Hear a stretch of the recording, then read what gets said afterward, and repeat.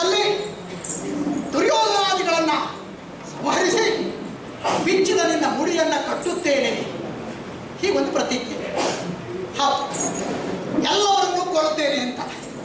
ಏನೋ ದುಶ್ಯಾಸನವರೆಗೆ ಅವನ ಗ್ರಾಚಾರ, ಒಟ್ಟಿನಲ್ಲಿ ಇವನು ಯೋಗ, ಅವನೊಬ್ಬ ಹೋಗಿಬಿಟ್ಟ ಅಂತ ಎಲ್ಲದೂ ಮುಂದೆ ಹಾಗೆ ಆಗ್ತದೆ ಅಂತ ನಿರ್ಣಯ ಮಾಡಿಕೊಂಡಿದ್ದರು.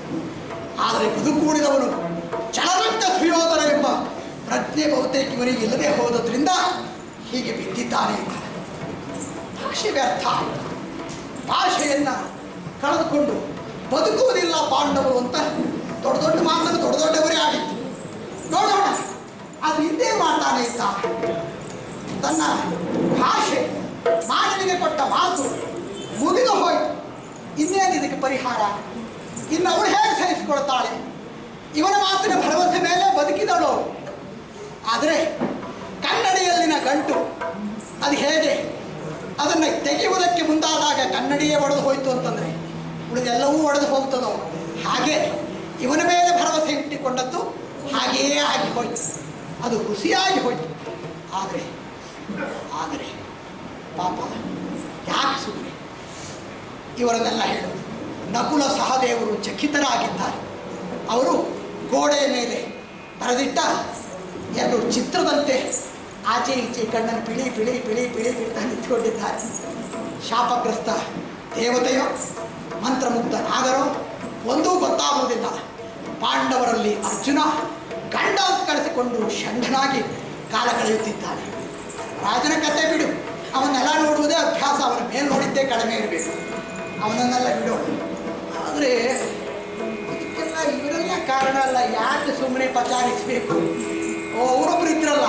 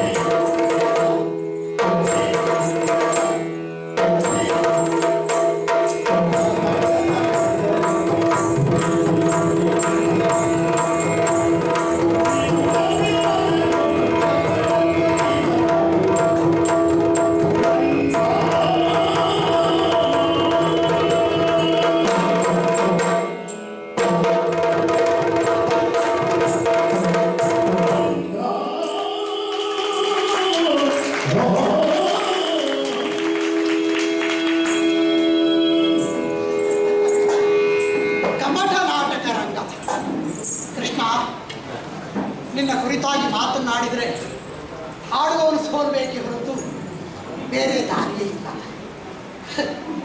ವಿಧಿಯಾಟ ಬಲ್ಲವರಾಗುವಂಥ ಕೆಲವೊಮ್ಮೆ ನಮ್ಮಂಥ ಅತಿರಥ ಮಹಾಪರಾಕ್ರಮಿಗಳು ಹೇಳಿಕೊಳ್ಳುವುದುಂಟು.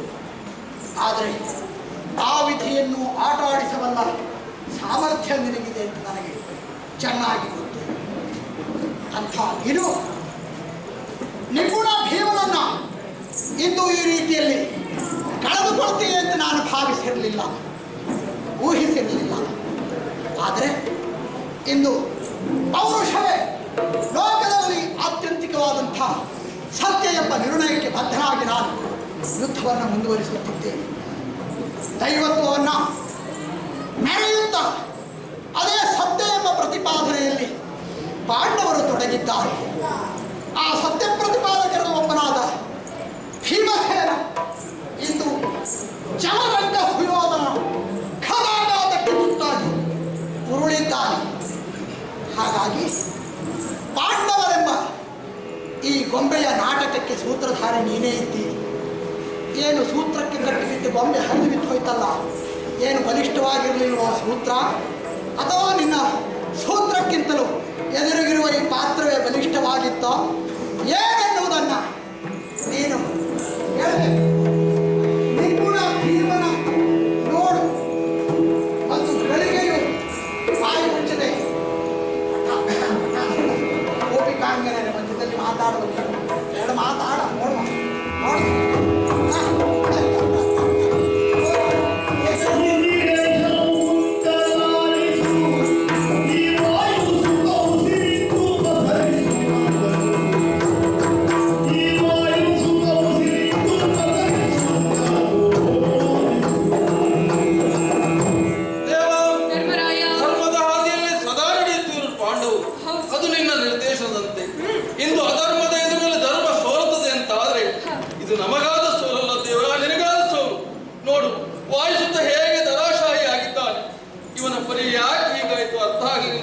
ಚಿಂತಿಸಬೇಡ, ದುಃಖಿಸಬೇಡ. ಯಾವಾಗಲೂ ಉರಿಯುವ ದೀಪ ಪ್ರಜ್ವಲಿಸುತ್ತದೆ. ಇವನು ಹಾಗೆ. ಅವನು ಸತ್ತಿದ್ದ